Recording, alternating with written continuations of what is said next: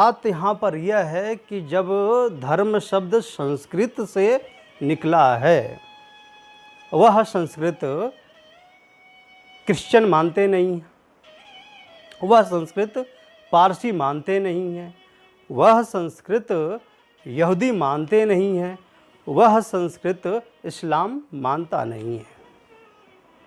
तो जब वह संस्कृत को ही नहीं मानते हैं तो संस्कृत से निकला हुआ धर्म उनके साथ कैसे जुड़ गया? उनके साथ कैसे जुड़ गया? मैं कुछ देखता हूँ कुछ हिंदू भाइयों को भी, ना जाने उनके दिमाग में कहाँ से गोबर घुस गया है कि वह इस्लाम, क्रिश्चियन, पारसी, यहूदी इन सबको धर्म घोषित करते हैं। जो इस्लामिक स्कॉलर हैं, अगर किसी दिन वह आपसे प्रश्न करें, किसी दिन हिंदुओं से प्रश्न करें कि हम तो संस्कृत मानते नहीं हैं, तो संस्कृत से निकले हुए धर्म को आप हमारे इस्लाम के साथ क्यों जोड़ते हैं? संस्कृत से निकला हुआ जो शब्द धर्म है, उस धर्म को हमारे इस्लाम के साथ क्यों जोड़ते हैं? अगर मैं आपके सनातन धर्म के साथ मजहब जोड़ूं तो क्या आप स्वीकार करेंगे? आपके पास उस इस्लामिक स्कॉलरों का प्रश्नों का उत्तर नहीं होगा, क्यों खुद अपने इस्लाम को धर्म नहीं मानते, वो अपने इस्लाम को मजहब मानते हैं, क्रिश्चियन मिशनरी मानते हैं, रिलीजन मानते हैं।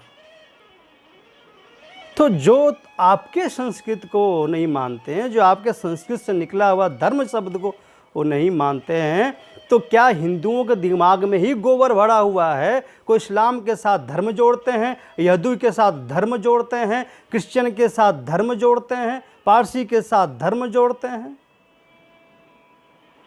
कहाँ से गोबर घुस गया? इस्लाम मजहब है, क्रिश्चियन मिशनरी हैं, इनके साथ धर्म नहीं जुड़ना चाहिए।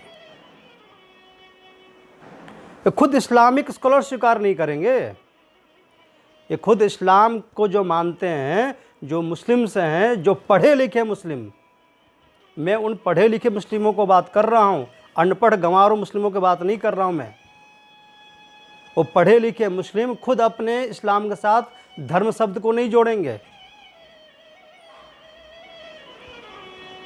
तो हिंदुओं के दिमाग में ये गोबर कहाँ से आया कि जोड़ देते हैं धर्म शब्द?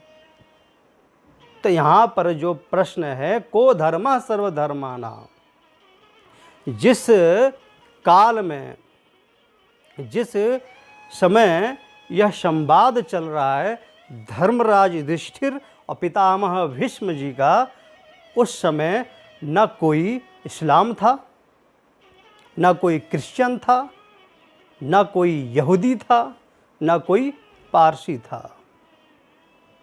तो फिर आखिर यह को धर्मः सर्वधर्माणां आखिर क्यों कह रहे हैं? तो मेरे भाइयों, सनातन धर्म में ही बहुत सारे धर्म हैं।